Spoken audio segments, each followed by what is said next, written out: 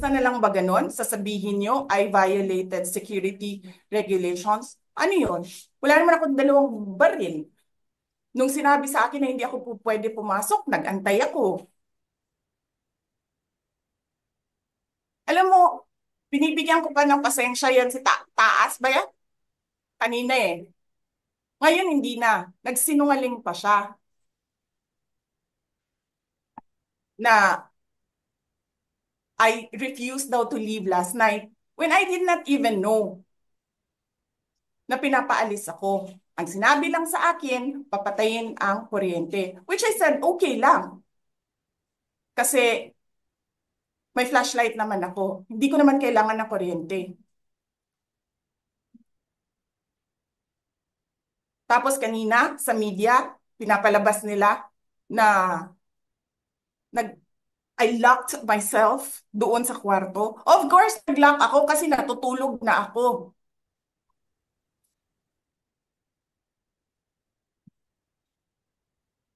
Tapos, what? Bawal ako magstay sa opisina ni Congressman Pulong Duterte. Bakit? Is not that government property? I was allowed by the lawful occupant and possessor of that office to stay there, to assist a detainee who is inconsolable right now,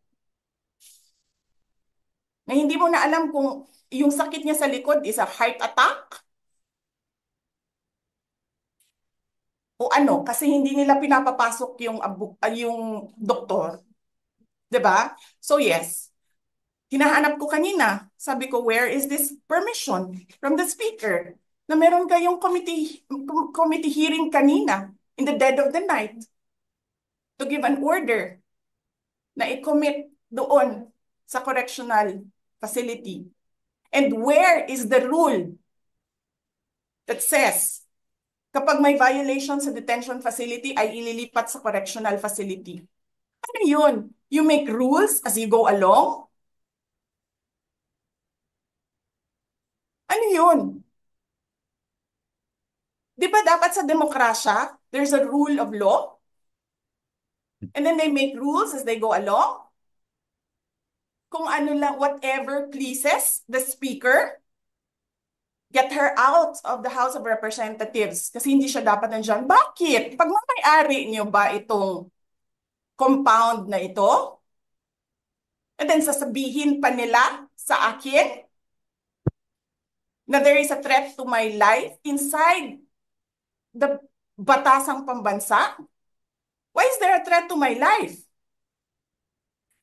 This is the most secured facility because nandito lahat ng mga spoiled brat sa ating bansa. Tapos, sasabihin pa nila, well, pabigat ka sa amin kasi kailangan namin dagdagan ang security mo. Bakit? Trabaho ba nila magbantay sa akin?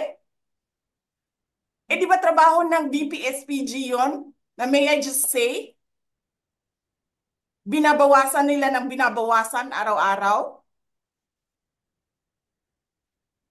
Na as if this office is not the second highest office in this country and only because umalis ako sa administration? Kailan ba nagsimula yung atake nila? Alalahanin nyo, di ba? After ako nag-resign sa DepEd, kailan ba nagsimula yung pambabastos nila? Last year, after that meeting with the Makabayan Bloc and Martin Romualdez. They started destroying my name, pummeling me in the media with a multi-million PR campaign. Pinastos pa nila ako ng mga pagsisinungaling nila na kesyo taksil, kesyo korap, abusado. Putang ina ninyo.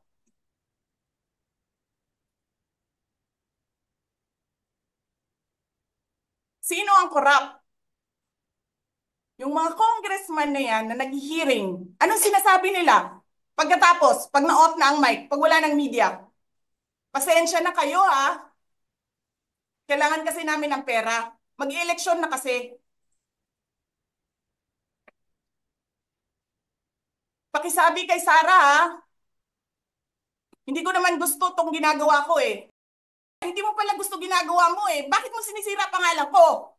Joel Chua.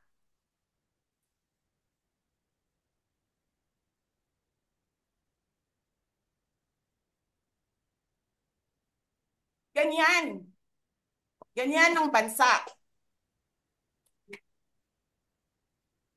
This country is going to hell because we are led by a person who doesn't know how to be a president and who is a liar. Alam nyo anong pruweba ko na sinungaling siya?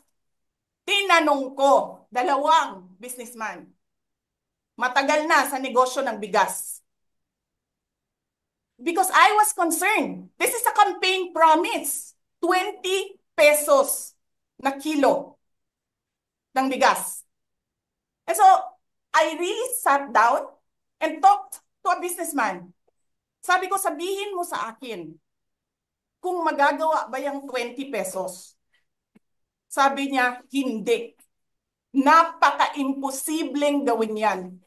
Because more than 20 pesos ang cost. Paano ka magbenta ng palugi? So tinanong ko, nagsinungaling ba siya nung sinabi niya? And then he said outright, yes. It's either he did not know what he was talking about, that's so incompetent, or he was lying through his teeth to get the votes of people.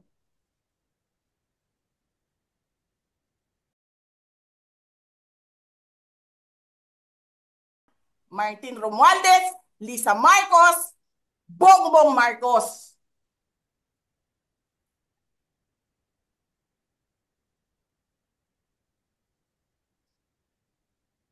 Ginigit-git nyo yung mga tao ko dyan sa envelope na yan. Lisa Marcos, naalala mo? Nagpadala ka sa akin ng video? Sinabihan mo ako saan kukunin ang pera. Pinakita mo ang muka ng tao doon sa video message mo. Hi, Nikki. This is she's been working with us for the longest time. We trust her. You sent me written instructions about money. Millions a month. Anong nakalagay doon sa envelope? DepEd. Anong ginawa ko? Binigay ko sa DepEd. Putak na mukha.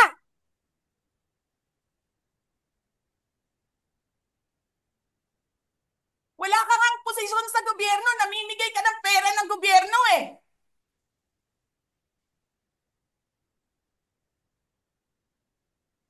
Sisirain mo yung tangal ng mga kasama ko sa Office of the Vice President. Sasabihin nyo sa mga tao, nakaw yan, confidential funds yan. Niwala nga kayong isang proof na confidential funds yan. Naniwala lang kayo sa isang babae na ang pangalan ay Gloria Mercado na nagsabi confidential funds yan, na hindi nyo nga nilabas na wala pang confidential funds, meron ng white envelope. Kasi 2022 pa lang, may utos na ng pera sa DepEd. Tapos kami yung nagsisinungaling? Nagpipigil ako eh. Kasi gusto ko ko lang magtrabaho. Gusto ko lang tapusin nyo na yung show ninyo dyan sa House of Representatives para makabalik na kami sa trabaho namin.